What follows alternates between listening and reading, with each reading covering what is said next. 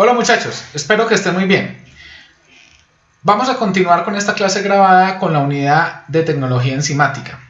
En particular, vamos a introducir el tema de estructura de las enzimas, para lo cual haremos un repaso sobre la estructura de las proteínas y después profundizaremos sobre la conformación y orientación espacial del sitio activo de las enzimas, para terminar con algunos conceptos generales sobre los mecanismos de acción de las enzimas con base en algunos ejemplos.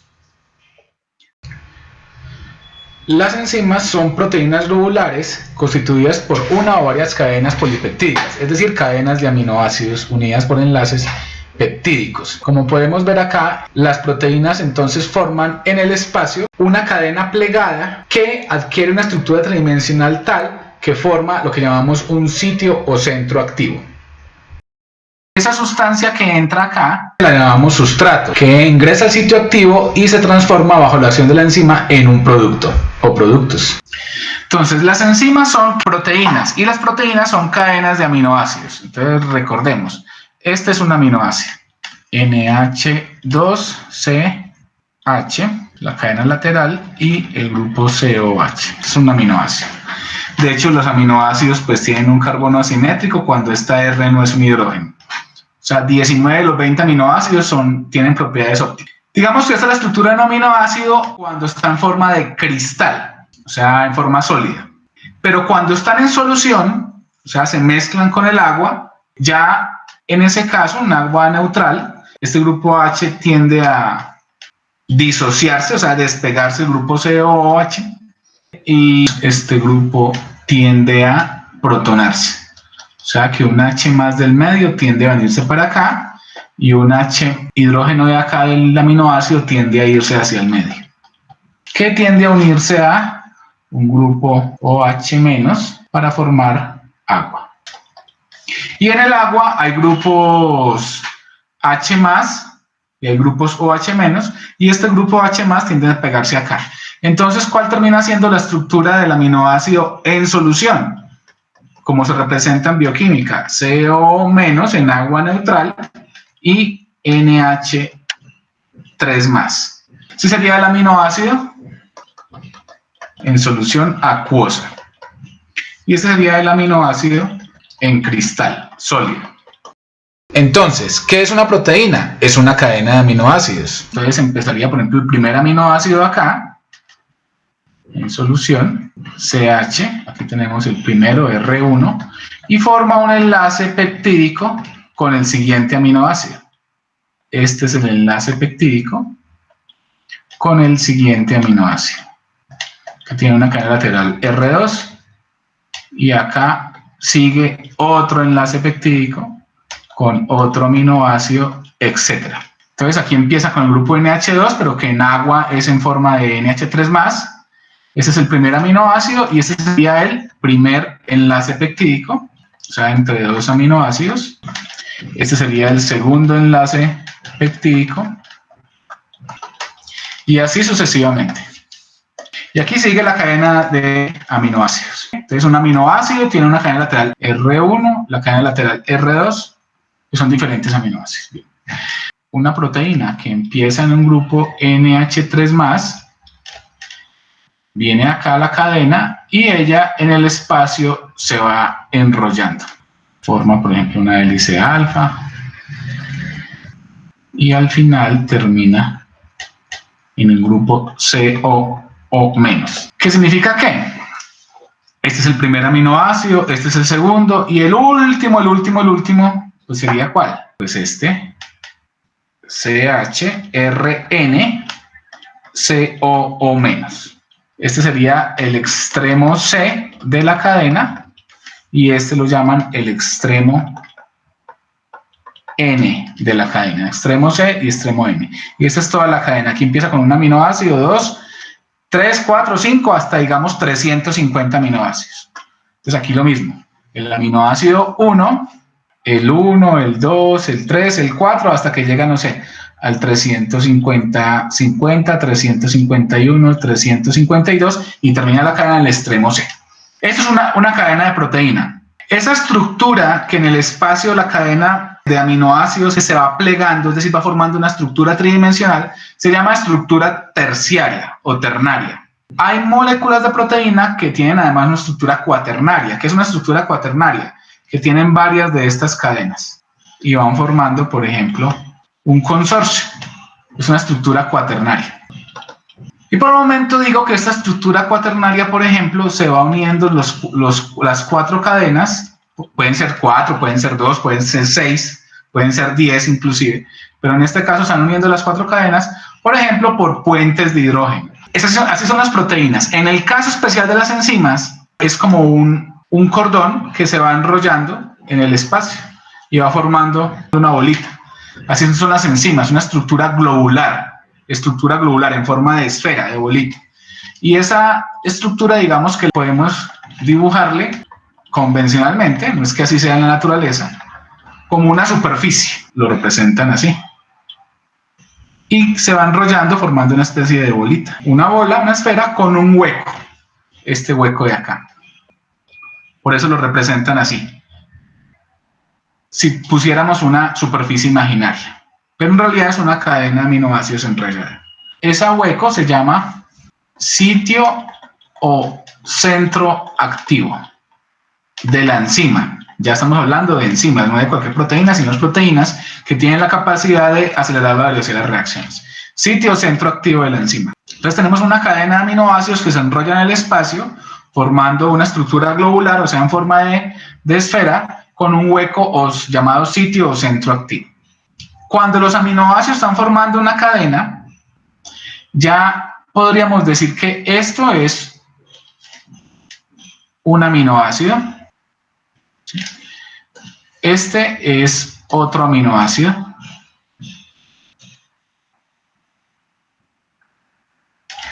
Este es otro aminoácido.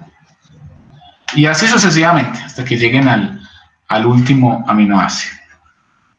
Sino que en bioquímica no les dicen, este es un aminoácido dentro de la cadena, este es un aminoácido dentro de la cadena, y este es otro aminoácido, y este es otro aminoácido, y este es otro, sino que los llaman resto de aminoácido. Los llaman resto en bioquímica, de aminoácido. O residuo de aminoácido.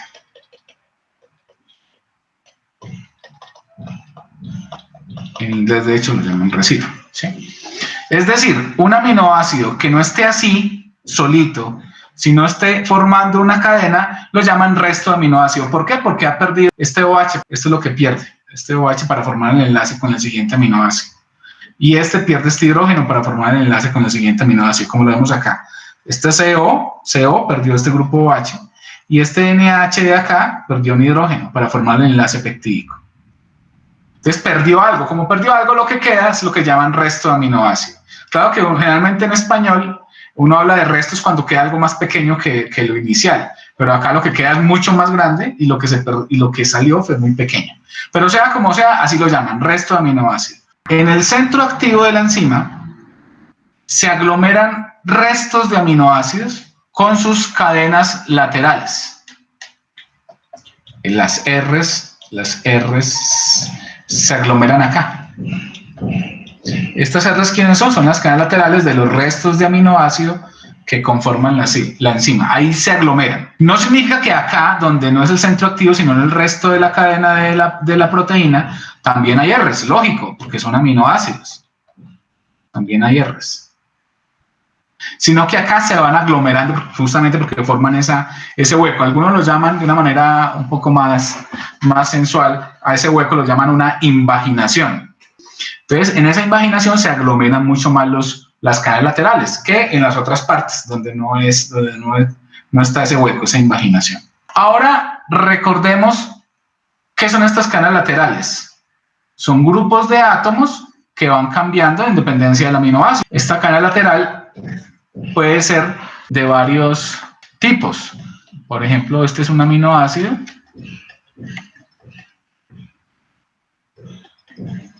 Aquí R puede ser, por ejemplo, y digamos que ya en forma de una cadena de proteínas, esta es la cadena. Aquí está el grupo CH, con el primero puede ser un hidrógeno. Acá NH, CO, y acá llega el otro aminoácido, el otro resto. Cuando esa R es un hidrógeno se llama glicina, pero puede ser que esa R puede ser un CH3, que es la alanina. Ustedes recuerdan que los aminoácidos, las proteínas, están formadas por 20 aminoácidos. Y hay grupos, por ejemplo, como este, CH3, que es la valina. Entonces son aminoácidos que, pues en sus cadenas laterales tienen grupos de carbono e hidrógeno. Pero hay grupos más interesantes, aminoácidos más interesantes. Digamos, esta es la cadena proteína. Y hay uno que es, por ejemplo, la serina, que tiene un grupo OH, la serina. Aquí hay otro que tiene, por ejemplo, un grupo carboxílico, COH, que es el ácido aspartico. Otro que tiene un grupo CH2, CH2, CH2, NH2. Se llama lisina, que es un aminoácido esencial, por cierto. Y bueno, hay diferentes grupos, por ejemplo, este otro grupo, con un anillo bencénico y un grupo OH, se llama tirosina. ¿Por qué digo que son grupos más interesantes? Porque estos grupos tienen grupos funcionales reactivos, que por lo menos con agua forman iones o reaccionan más fácilmente. En cambio, estos grupos de acá no son tan reactivos. Pues el hidrógeno o el CH3 con el agua no reacciona, porque el grupo CH3 o el grupo isopropilo, que es este, CH3, pues son hidrofóbicos, no reaccionan muy bien con el agua. Entonces, lo que quiero yo ejemplificar con esto es que las cadenas laterales son 20, los aminoácidos son 20 como tal dentro de la proteína, y que hay unas cadenas laterales que no reaccionan o no interactúan con el agua, como estos grupos hidrofóbicos, son grupos hidrofóbicos. Entonces, cadenas laterales hidrofóbicas. Y estos grupos de acá son grupos que sí interactúan con el agua, los llamamos entonces cadenas laterales hidrofílicas, si les gusta el agua. ¿Y por qué? Porque, por ejemplo, en presencia de agua, este grupo, aquí está el agua, este grupo forma, por ejemplo, una interacción entre este hidrógeno cargado positivamente, parcialmente, con este oxígeno cargado negativamente. ¿A qué se refiere esto? Si yo tengo, por ejemplo, este grupo OH como tal, y tengo un grupo del agua, recuerden que un enlace covalente simple se refiere a compartir dos electrones. ¿Qué significa compartir dos electrones? Que hay una nube de electrones. Estos electrones van a pasar por el núcleo del oxígeno y por el núcleo del hidrógeno. Pero como el núcleo del oxígeno es más pesado, tiene más protones y más neutrones, entonces los electrones, digamos que son estos, van a pasar más tiempo alrededor del oxígeno que alrededor del hidrógeno. Sí, pasan más tiempo estos electrones, pasan por acá. Mientras que el hidrógeno es solamente un protoncito, entonces pasan alrededor del hidrógeno rápidamente mientras vuelven y rodean al núcleo de oxígeno y así van girando alrededor de los dos núcleos los electrones, formando una nube electrónica. Los electrones están por ahí, dando vueltas. Ahí está la probabilidad que esos electrones estén por acá. Entonces, esa nube electrónica la vemos deformada. Es más grande alrededor del oxígeno que alrededor del hidrógeno. Como son electrones, entonces, es decir que alrededor del oxígeno van a estar hay más probabilidad de que pasen los electrones y por lo tanto se carga negativamente de manera parcial, delta menos. No llega a ser un ion ¿qué es? Que el oxígeno se robó todos los electrones y quedó negativo. Si no alcanza a ser un ion, sino que comparte la nube electrónica. Y este hidrógeno, los electrones pues siguen pasando por ahí, pero en menor tiempo, con menor probabilidad. Entonces se dice que adquiere una carga parcial positiva, delta más. pero no son iones. Iones fuera que se le hubieran robado el hidrógeno a los electrones, hubiera quedado como H+. Entonces, estos enlaces que tienen esta distribución como que deformada la nube electrónica se llaman enlaces polares. Un enlace covalente polar. ¿Por qué polar? Porque forma un polo. Este polo como negativo, delta menos, carga parcial negativa, y este polo positivo, pues carga parcial positiva, delta más. Entonces como un polo. Entonces cuando los enlaces son polares, muy fácilmente forman puentes de hidrógeno con el agua, que también es polar. Entonces aquí tenemos una carga parcial negativa, delta menos, y una carga parcial positiva, delta más. Aquí también tenemos una nube electrónica que está más cargada hacia el lado del oxígeno que hacia el lado del hidrógeno. Entonces, esto es lo que se forma entonces un puente de hidrógeno. Hidrógeno, oxígeno, oxígeno. Delta menos, delta más, delta menos. Y acá delta más, delta menos. Eso es lo que se llama una interacción dipolo-dipolo. Este polo de acá con este y este polo de acá con este. Dipolo-dipolo. Pero también puede ser que en el caso del ácido aspartico, ¿qué puede ocurrir? En el agua, el ácido aspartico puede estar en solución acuosa, puede estar de esta manera o puede estar de esta otra, CO menos. O sea, este hidrógeno se puede ir con el agua, se puede despegar, por eso son ácidos. ¿Qué son los ácidos? Sustancias que donan un protón al medio. Es H+. Entonces queda acá CO menos más H+. O sea que en solución acuosa, este grupo COH del ácido aspartico puede estar en forma ionizada, forma de anión, o puede estar en forma de grupo carboxílico protonado, COH. Y lo mismo la lisina, puede estar en forma de NH2 o puede estar en forma de NH3+.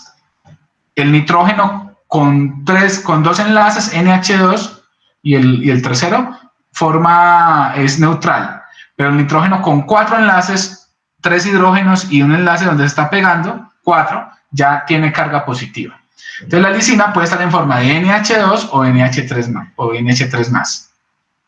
Y la tirosina pues simplemente también puede estar en forma de OH o puede estar en forma de, no hago la molécula completa, de O-. Entonces, en solución acuosa, el ácido aspartico puede estar en forma protonada, COH o CO-. Y la lisina puede estar en forma de NH2 o NH3+. Y la tirosina puede estar en forma de anillo bencénico con el OH o en forma de anillo bencénico con el O-. ¿Y de qué va a depender que esté de una forma u otra? ¿De qué va a depender que la estructura sea CO- o COH? Sea NH3+ o NH2. Sea anillo bencénico OH o sea anillo bencénico O-. Entonces, si el pH es muy ácido, ¿qué va a haber en el medio? Muchos H+. Por ejemplo, un pH de 0,5. Va a haber en el medio muchos H+, en el medio. Entonces, esos H+ hacen que se peguen a los CO- que haya por ahí. Entonces, se forma COH. Entonces, la estructura que más va a haber es COH. Pero si el pH del medio no es de 0,5, sino que es de 12, ¿qué significa que es de 12? Que va a haber en el medio muchos OH-. Por ejemplo, se le agregó hidróxido de sodio, entonces va a haber muchos OH-. Entonces, estos OH- lo que hacen es que despegan fácilmente este hidrógeno para formar agua. ¿Y cómo dejan el COH? Lo dejan como CO-. O sea que a un pH muy alto, la estructura predominante de este grupo, por ejemplo, COH, va a estar en forma de CO-. Y a un pH muy bajo, la estructura que más va a haber, la estructura predominante de este grupo COH va a ser COH precisamente. Entonces volvamos a nuestra enzima. Resulta que estos grupos en el centro activo, sobre todo los que se aglomeran en el centro activo, tienden a ser grupos hidrofílicos. Yo lo voy a poner azul acá. Cadenas laterales de los restos de aminoácido, cadenas laterales hidrofílicas. ¿Como cuáles? Como estas de acá. OH, COH, NH2 o anillo bencénico OH. Mientras que en esta parte de acá, donde no es el centro activo, no es la parte reactiva, sino donde simplemente le da estructura a la enzima, pues tienden a ser grupos, ¿de qué color los puse? Verdes, grupos hidrofóbicos. R verde, grupos hidrofóbicos. Estos R por acá son grupos, tienden a ser grupos hidrofóbicos. Y tiene sentido. Bien. Y R en verde son cadenas laterales hidrofóbicas. Y tiene sentido. Alrededor de la enzima, las enzimas tienden a ser solubles en agua. Entonces, alrededor de la enzima tenemos agua, es el medio. Y los grupos entonces hidrofóbicos se van a hacer hacia adentro, no les gusta que los toque el agua. Entonces, estos grupos hidrofóbicos se orientan hacia adentro de la cadena. Y los grupos hidrofílicos pues se orientan ahí sí hacia afuera de la cadena. Digamos, estos son en realidad hidrofílicos porque tienen contacto con el agua hacia afuera, pues hacia afuera. Y también se arremolinan, se agrupan en el centro activo, porque por aquí también entra el agua. Entonces, ¿qué podemos hablar del centro activo como tal? Entonces, aquí digamos que vamos a hacer el centro activo de nuevo. Tenemos el extremo N de la cadena. Y aquí tenemos, vamos a mostrar un poco más en detalle este es ya el resto de la cadena. Entonces, digamos que acá tenemos varios grupos. Digamos que tenemos un grupo CO menos, otro grupo por acá tenemos un grupo NH3 más, acá tenemos por ejemplo un grupo OH, aquí tenemos un grupo con un anillo bencénico, una tirosina. Es decir, acá se están aglomerando sobre todo estos grupos funcionales reactivos. ¿Por qué son reactivos? Porque reaccionan con el agua, se ionizan por lo menos, son grupos funcionales. ¿Y esos grupos funcionales de dónde son? De las cadenas laterales, de las R's, sino que aquí no las estoy dibujando completamente. Los grupos funcionales reactivos de las cadenas laterales de los restos de aminoácidos que están en el centro activo. Entonces quiero volver a repetir esa retahíla. En el centro activo de las enzimas se aglomeran, ahí están en contacto, los grupos funcionales reactivos, como estos, OH, COOH, o CO menos, NH2 o NH3 más, anillo bencénico OH o anillo bencénico ON. Estos grupos funcionales reactivos de las cadenas laterales, ¿de quién? De los restos de aminoácido. Recuerden que los aminoácidos cuando están en la cadena llaman restos. De los restos de aminoácidos que conforman el centro activo. Entonces vuelvo y repito, en el centro activo se aglomeran los grupos funcionales reactivos de las cadenas laterales de los restos de aminoácido que están justamente en ese mismo centro activo. Ahí se aglomeran. Es decir, que ese centro activo empieza a ser muy reactivo. Ahí es donde ocurre la transformación. Es decir, acá es donde entra el sustrato y después se convierte en producto. La enzima tiene una estructura ternaria, es decir, una sola cadena. Aquí no se muestra pues el grupo NH+, NH3+, ni el grupo COH-, pero si vemos esta cinta azul es la cadena de aminoácidos y acá es el centro activo. No se nota pues que es un hueco, pero es un hueco donde está el centro activo. Y esta sustancia que está aquí, roja, ¿qué puede ser? Puede ser una coenzima, una sustancia orgánica de bajo peso molecular roja que va formando, por ejemplo, un anillo, una coenzima, y que necesita la enzima para poder funcionar. Recuerden que eran las vitaminas, las coenzimas, por ejemplo. Y esta bola o esfera gris se refiere, por ejemplo, a un átomo metálico que necesita la enzima para poder funcionar. Y como dijimos que eran esos átomos metálicos que necesitan la enzima para poder funcionar, o un ion metálico, se llaman cofactores. Entonces la enzima puede requerir cofactores y también puede requerir cofactores y coenzimas para que la enzima funcione. en su estructura tridimensional. Esta es una estructura tridimensional de una enzima terciaria, pero puede haber enzimas que sean estructuras cuaternarias, como esta. Aquí vemos 4 cadenas polipeptídicas, es decir, cadenas de aminoácidos, una roja, una verde, una amarilla, una azul, roja, verde, amarilla y azul.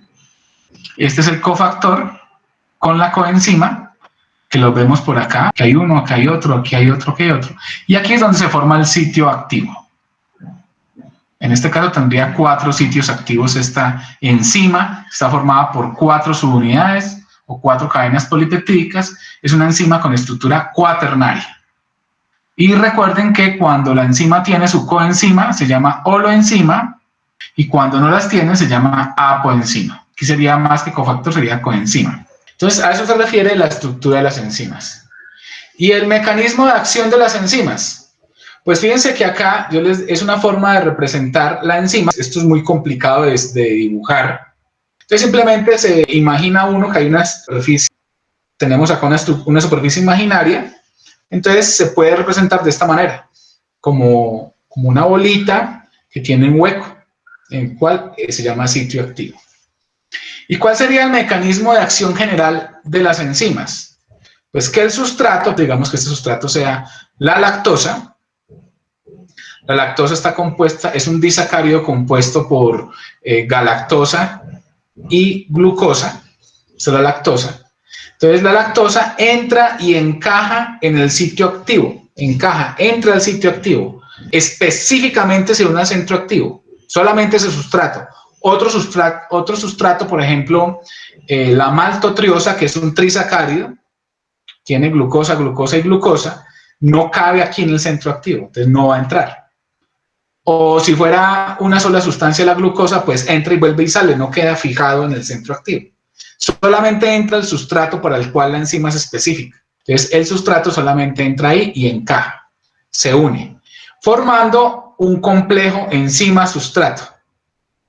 Ese complejo enzima-sustrato es cuando el sustrato se pega y entra al centro activo. Esa formación de complejo enzima-sustrato es mediante una reacción reversible, es decir, que después el sustrato puede volverse a separar de la enzima y volver a tener la enzima libre y el sustrato inicial. O sea, la reacción ES se convierte en E más S, la reacción de acá, la reacción inversa. Y la reacción directa, que es cuando el sustrato vuelve y se une al centro activo y forma el complejo enzima-sustrato. O sea, se puede devolver, que es una reacción reversible. Pero puede ocurrir que acá ya entre en interacción el centro activo con el sustrato y ese centro activo haga que se rompa este enlace entre si esta es la lactosa, entre la galactosa y la glucosa, que forma los productos, galactosa y glucosa, y se liberan. Y eso sí es una reacción irreversible, no se devuelve. O sea, productos que van a entrar a la enzima y formen sustrato, no. La enzima que va formando los productos. Enzima más el producto. Entonces ahí tenemos una forma genérica, muy general, del mecanismo de acción de las enzimas. Se forma el complejo enzima-sustrato y ahí sí, ya después, cuando está el sustrato perfectamente unido dentro del sitio activo, pues tenemos la formación de los productos. El centro activo tiene 2 partes, podemos dividirlo en 2 partes. Digamos, una zona que sea la encargada de unir el sustrato con el sitio activo, solamente de unirlo, que encaje muy bien. Esa zona se va a llamar, que es la especializada en que el sustrato entre y se pegue al sitio activo, la vamos a llamar sitio de adsorción. Aquí sería esta parte que sombría en amarillo. Digamos que aquí hay otro grupo NH3 más. Bueno. Y hay otra zona que se encarga ya propiamente de la reacción, de llevar a cabo la reacción, que digamos que sea esta parte de acá, que la estoy pintando en este color magenta, y que lo llaman sitio catalítico. Entonces, sitio de absorción, donde se pega el sustrato y se orienta además, y sitio catalítico donde se lleva a cabo propiamente la reacción química. Por ejemplo, que el sustrato entra y se encajó acá y ya después quedó orientado y formó el producto. Digamos que el sustrato tenga esta forma.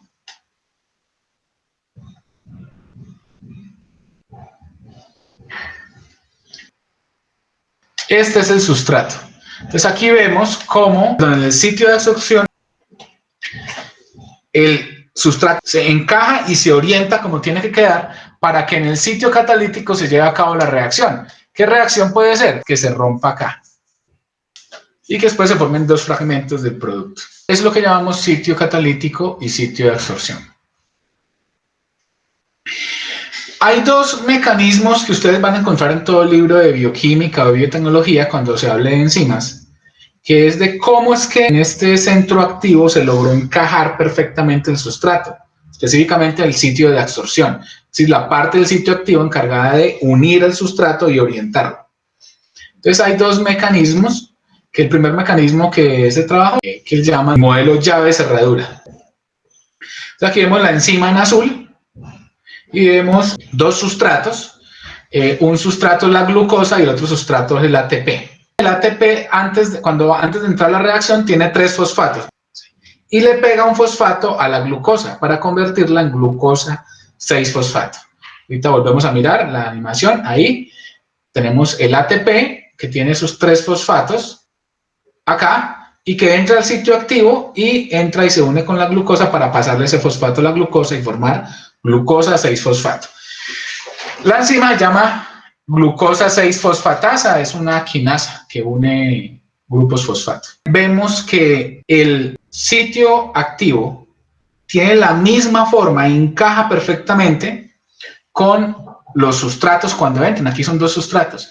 Encaja perfectamente, como una llave en una cerradura. Las llaves tienen unas puntas y unas entradas específicamente que van a coincidir con las puntas, con el molde de puntas y entradas por el revés de la cerradura, de la chapa de la cerradura. Entonces, ahí tenemos el modelo de llave-cerradura. Ahí encaja perfectamente los sustratos al sitio activo.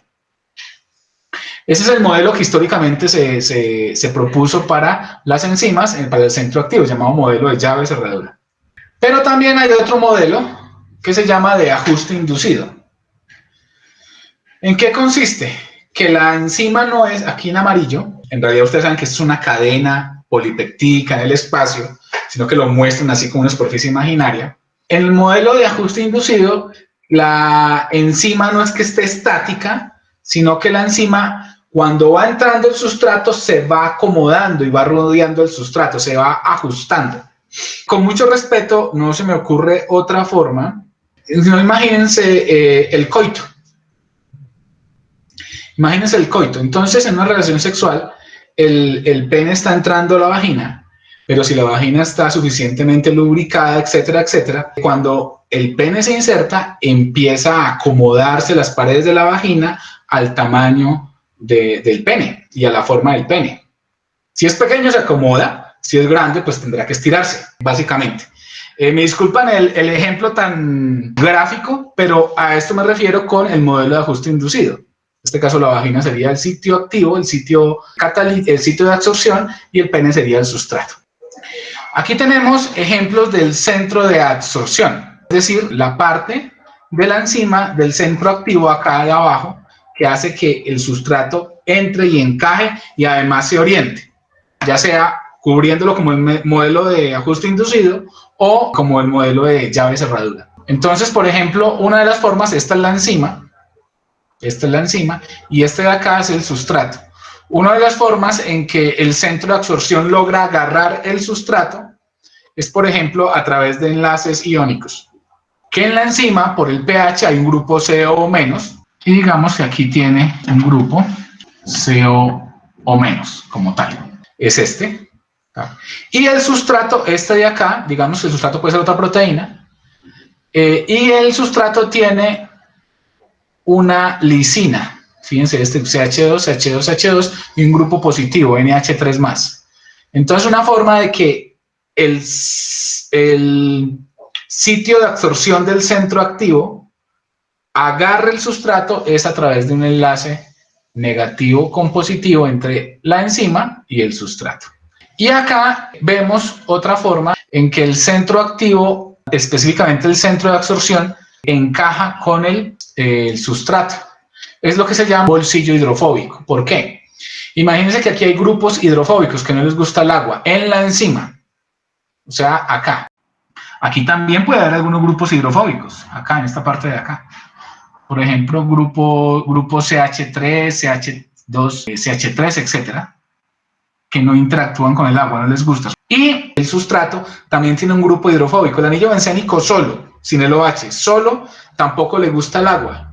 Entonces, al estar todo en la enzima y la proteína en un entorno acuoso, es decir, rodeado por agua, ¿qué va a pasar con los grupos hidrofóbicos? Unos a otros tratan de que el agua no los toque y entonces encajan, se unen por el odio al agua para que no los moje, los hidrofóbicos con los hidrofóbicos. Entonces se pega ya en ese bolsillo hidrofóbico. Y aquí vemos otra forma en que el sustrato, aquí el sustrato es este azul, se une también por grupos OH, oxígeno, delta menos, y el hidrógeno, delta más, y este hidrógeno pertenece a un grupo OH, que a su vez pertenece a una cadena lateral, que pertenece a un resto de aminoácidos que se llama serina. Recuerden que la serina la vimos por acá, era esta es la serina, sino que aquí está representada de una forma, esta es la cadena lateral CH2OH, está representada de una forma más elegante. Esta es la cadena de aminoácidos, la proteína, CH2OH, y aquí vemos cómo se forma un puente hidrógeno, delta más H,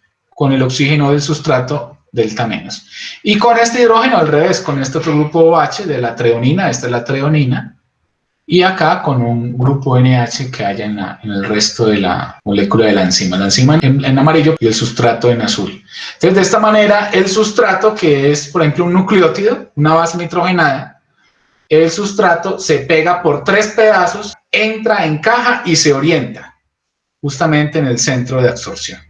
Y hablemos muy brevemente del centro catalítico. Es toda esta invaginación, este hueco del sitio activo, este sería el centro de absorción, y acá donde se lleva a cabo la reacción, en este caso que parta el sustrato que está en rojo, por ejemplo, que lo hidrolice acá y que rompa el sustrato en rojo, lo rompa en dos. Entonces acá pues entrará en interacción el sustrato en rojo con esta parte del sitio activo que es el centro catalítico. Entonces, ¿qué pasa ahí? Unos enlaces se rompen y otros enlaces se crean. Cuando hablamos de unos enlaces se rompen es que las nubes electrónicas se desplazan de un átomo a otro, se rompe como tal el enlace, se forman nuevos enlaces y da lugar a los productos. Digamos en forma muy genérica. Este es un ejemplo típico que ustedes pueden encontrar en internet. Ven ustedes que hay una sombra como verdosa. Esta sombra verdosa corresponde al centro catalítico. Esta es la enzima. Estos son varios pasos, empezamos desde acá, son varios pasos que ocurren en el centro catalítico. Esta es la enzima es la quimotripsina, que es una enzima que hidroliza, las enzimas son proteínas, es una enzima que hidroliza otras proteínas, hidroliza el enlace peptídico. Entonces acá en este color verde más definido tenemos el sustrato, que es una proteína. ¿Se acuerdan de esta gráfica de una proteína? Este es un aminoácido, esta es la cadena lateral R1, que es lo que cambia, son 20 aminoácidos, cada uno con una cadena lateral diferente. Este es el enlace peptídico entre el grupo carboxílico de un aminoácido y el grupo amino del otro aminoácido. Se excluye agua y se forma este enlace peptídico. Entonces, ¿qué es lo que hace la quimotripsina? La quimotripsina lo que hace es romper este enlace peptídico. ¿Cómo lo rompe? Aquí vemos en la primera etapa entonces justamente el enlace peptídico, este enlace como tal. Aquí lo vemos. Fíjense acá, este es un aminoácido, el primero, y este es el siguiente aminoácido, Entonces, ¿qué es lo que pasa? Tenemos acá en el centro activo, en la posición 195 de la enzima, empieza el primer aminoácido, el 1, el 2, el 3, el 4. En la posición 195 tenemos la serina. La serina es CH2OH, ahí se nota. CH2OH. La serina 195, la histidina tiene cadena lateral CH2 y este anillo, un anillo heterocíclico con nitrógeno, y carbono. Eso significa heterocíclico. Heteros, otro átomo, aparte del carbono en el ciclo. Heterocíclico, nitrógeno y carbono. Entonces tenemos esta es la histidina. En la posición 57. Recuerden que la cadena está dando vueltas en el espacio y por eso dos aminoácidos tan lejanos como la histidina en la posición 57 y la serina en la posición 195 se aglomeran en el centro activo. Y finalmente en la posición 102 tenemos el ácido aspartico, cuya cadena lateral, estos son los restos de aminoácido de la enzima, SH2CO- en solución acuosa está con a un pH neutro o al pH en el que trabaja la fimotripsina, está en forma de CO- y no en forma de COH. Entonces se forman puentes de hidrógeno entre este grupo cargado negativamente del oxígeno, aquí se denota con unos punticos, y este hidrógeno de la histidina. Y también entre este nitrógeno que está cargado parcialmente delta menos, con este hidrógeno de la histidina, con este hidrógeno de la serina, del OH de la serina, que está cargado positivamente. Entonces, delta más, delta menos, entonces tienen una atracción, que se llama puente de hidrógeno. Entonces, de esta manera ya en el sitio de absorción del sitio activo ya entró el sustrato, encajó y se orientó. ¿Cómo se orientó? Para que este átomo de carbono esté cerca, próximo a esta serina de la enzima. ¿Qué ocurre? Empieza un tira y afloje. Recuerden que no son rayitas como tal, como lo vemos acá, como lo representamos en química orgánica, sino que son nubes electrónicas. Cada enlace sencillo es un par de electrones, dos que van alrededor de los dos átomos, en este caso el oxígeno, el del hidrógeno, el carbono y el oxígeno. Aquí serían ya dos enlaces, serían 4 electrones. Entonces, este carbono de acá, este oxígeno de acá está cargado negativamente, pues parcialmente, delta menos, y este carbono delta más. Mientras este oxígeno está cargado negativamente, parcialmente negativo, delta menos. Entonces lo que pasa es que este delta menos se atrae con este carbono, de ahí la importancia de que esté orientado al sustrato y se acerque. Y es tanto así que se forma un enlace. Es más, este hidrógeno se pierde, se va para acá, para la histidina. Este nitrógeno termina robándose el hidrógeno, por decirlo de alguna manera, y este enlace que queda libre, entonces se va para ¿dónde? Para este carbono, y es lo que vemos acá.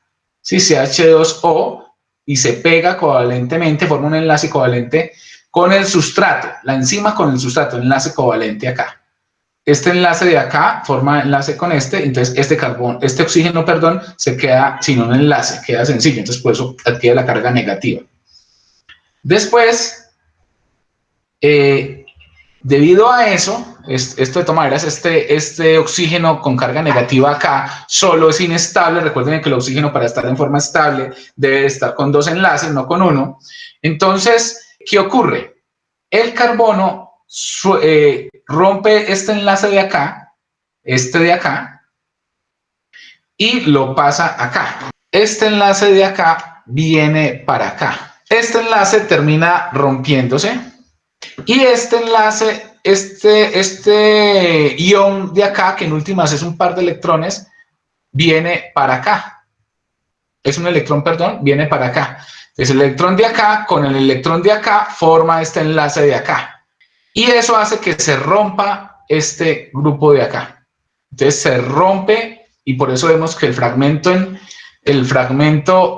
se rompe este enlace, el fragmento azul verde se rompe. Ya tenemos este fragmento se rompió y tenemos dos fragmentos verdes del sustrato, este de acá y este de acá.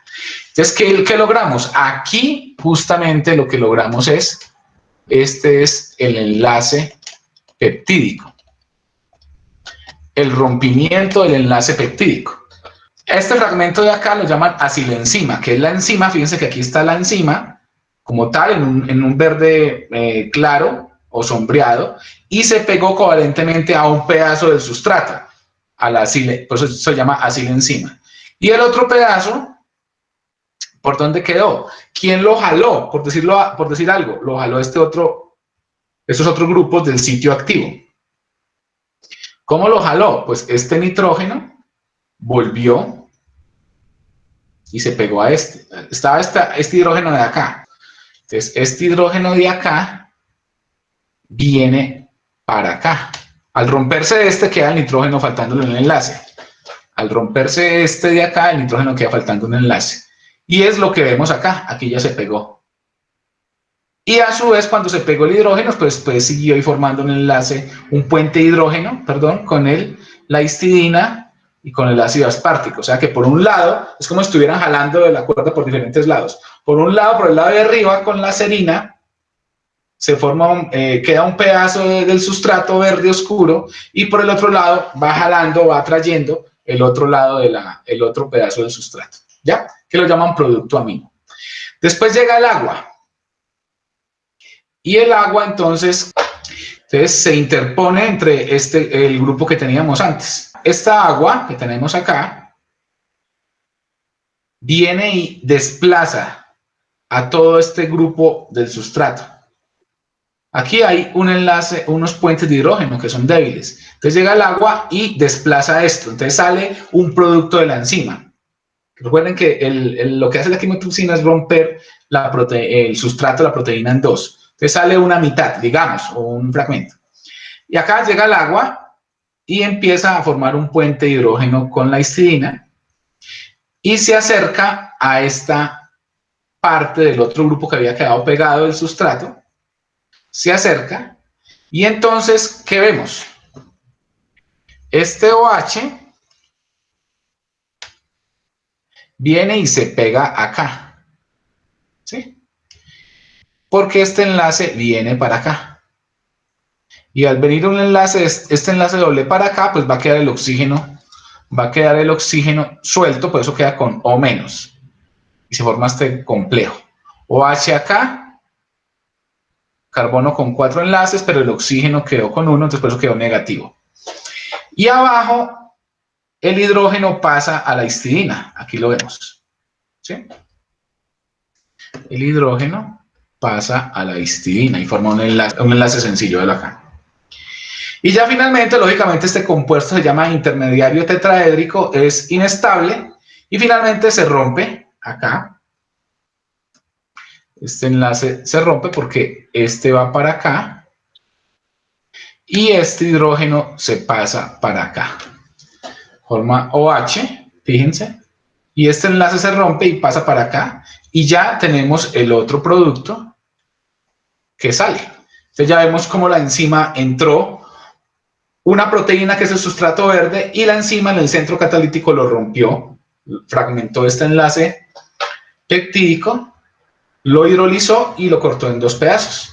Eso básicamente es lo que yo quería comentarles sobre un mecanismo de acción. Este sí es un mecanismo de acción concreto del centro catalítico del sitio activo de la enzima. Entonces vemos como los grupos funcionales reactivos de las cadenas laterales de los restos de aminoácidos que conforman ese centro catalítico están interactuando con átomos y enlaces del sustrato y los transforman. Entonces, unos enlaces se pierden y otros enlaces se forman, pero en varias etapas. Este es el mecanismo de acción. Entonces, en términos generales, no hay necesidad pues de meterle mucho énfasis a esto, simplemente que sepan que eso es lo que está ocurriendo. En el sitio activo tenemos 2 pedazos, el sitio catalítico o centro catalítico y el sitio de absorción. El sitio de absorción encaja y orienta la enzima, y en el sitio catalítico se lleva a cabo la reacción propiamente dicha. Por ejemplo, la que acabamos de ver, aquí sería el rojo, sería el sustrato, el verde rechinante que teníamos ahorita, y el resto sería el verde claro. Para terminar esta temática de estructura y mecanismo de acción de las enzimas, les presento a continuación una animación sobre el mecanismo de acción de las enzimas, y en donde se resumen los principales conceptos vistos en esta grabación.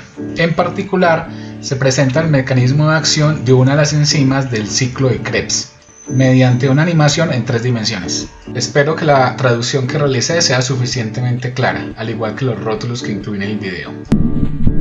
The life-sustaining power of enzymes lies in the fact that they catalyze reactions in mild conditions of pH, temperature, and atmospheric pressure. The rates of catalyzed reactions are millions to trillions times faster than those of the same reactions uncatalyzed.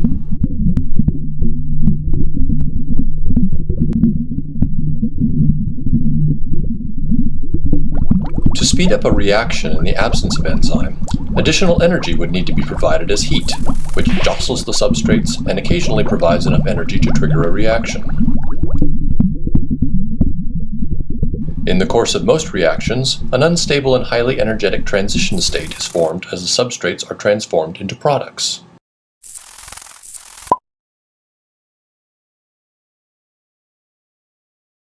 An enzyme acts as a template for the reaction, binding to its substrate and holding it in the proper position to form the product. An enzyme also surrounds its substrate with reactive groups that stabilize the transition state, making it easier for the reaction to occur. To understand how enzymes work, let's take a closer look at a reaction in the citric acid cycle that is catalyzed by the enzyme aconitase. Aconitase binds to its substrate citrate and removes a hydroxyl group and a hydrogen atom to form the intermediate cis-aconitate. It then adds the hydrogen and hydroxyl back in slightly different positions to form the product isocitrate.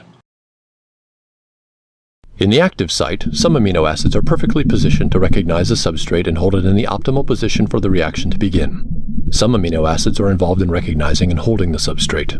Other amino acids are directly involved in catalysis. Histidine 101 acts as an acid by donating its proton. Thanks to the chemical environment of serine 642, it can act as a base by accepting the proton from the substrate.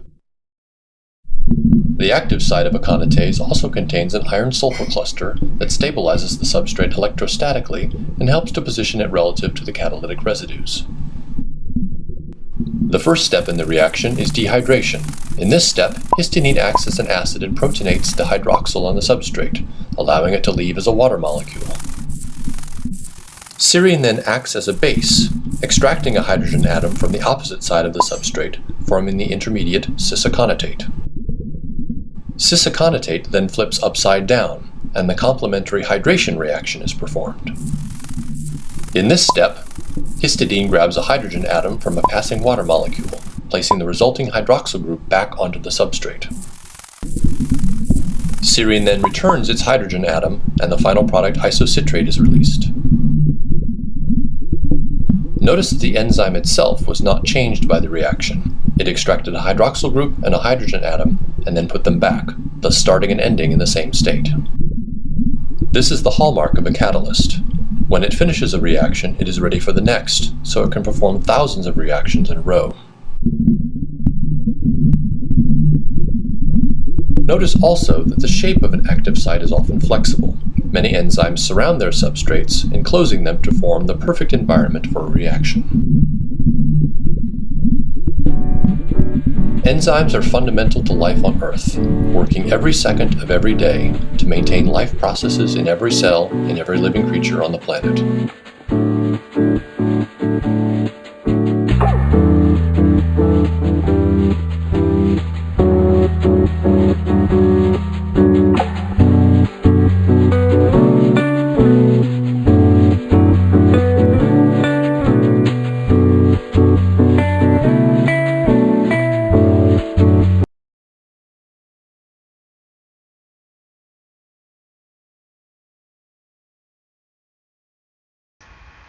Hemos visto entonces los principales principios para entender lo que es la estructura de las enzimas y la complejidad del plegamiento de estas proteínas para poder llevar a cabo las reacciones químicas que ellas catalizan. Ahora hablemos un poco sobre la clasificación de las enzimas. Las enzimas fueron clasificadas en 6 grupos de acuerdo con las reacciones que ellas catalizan. La primera clase corresponde a las oxidorreductasas, es decir, a las enzimas que catalizan reacciones de oxidorreducción. La oxidación no necesariamente implica solo la adición de oxígeno a un sustrato, sino también la pérdida de hidrógeno de un sustrato. En este caso tenemos el sustrato HA que al interactuar en la enzima, en el centro activo de la enzima, con el sustrato B, pierde un hidrógeno, lo que implica que la sustancia HA se oxidó para convertirse en la sustancia A. La segunda clase de enzimas corresponde a las transferasas, es decir, a enzimas que transfieren grupos funcionales de un sustrato a otro. Por ejemplo, grupos acilo, grupos glicosilo, grupos fosfatos pueden pasar a través de la acción de las enzimas de un sustrato a otro, como lo vemos en este caso de manera esquemática. La tercera clase de enzimas son las enzimas más utilizadas a nivel industrial, las hidrolasas, en las cuales se rompen los enlaces, degradan en presencia de agua. Por eso hablamos de hidrólisis, es decir, la lisis, el rompimiento con ayuda del agua. Y ya hemos hablado de enzimas como las amilasas, que rompen los enlaces glucosídicos del almidón, las proteasas, que rompen los enlaces peptídicos de las proteínas, las esterasas, que rompen los enlaces ésteres, por ejemplo, de los triglicéridos, entre otras. Estas enzimas son las más utilizadas a nivel industrial porque no requieren de coenzimas costosas y solo requieren de cofactores de bajo costo, como son sales metálicas. Las liasas corresponden a la cuarta clase de enzimas, que consisten en enzimas que catalizan reacciones con participación de dobles enlaces, ya sea la adición a dobles enlaces, como en este caso, se adiciona un grupo amino y se pierde este doble enlace, o la eliminación, partiendo por ejemplo de acá, que se vaya formando un enlace doble, como en el caso de la pectinliasa. La quinta clase corresponde a las isomerasas, es decir, enzimas que catalizan reacciones de isomerización, como por ejemplo la conversión de la glucosa, cuya fórmula molecular es 6,6-H12O6, en galactosa, cuya fórmula molecular también es C6H12O6. Entonces tienen igual fórmula molecular, pero diferente estructura. Entonces la glucosa es un isómero estructural de la galactosa, y justamente las isomerasas son las que catalizan estas reacciones de conversión de un isómero estructural en otro. Y finalmente la clase 6 de ligasas, también llamadas sintetasas, que son enzimas muy activas en el metabolismo de las células para la formación de nuevas sustancias a partir de sustancias más simples. Justamente eso es lo que hacen las ligasas: ligar, pegar, unir, formar enlaces entre componentes simples para formar un compuesto más complejo, más grande. Por ejemplo, unir aminoácidos para formar péptidos, unir dos glucosas para formar maltosa y así sucesivamente. Como en todos los aspectos de la vida, construir es más difícil que destruir.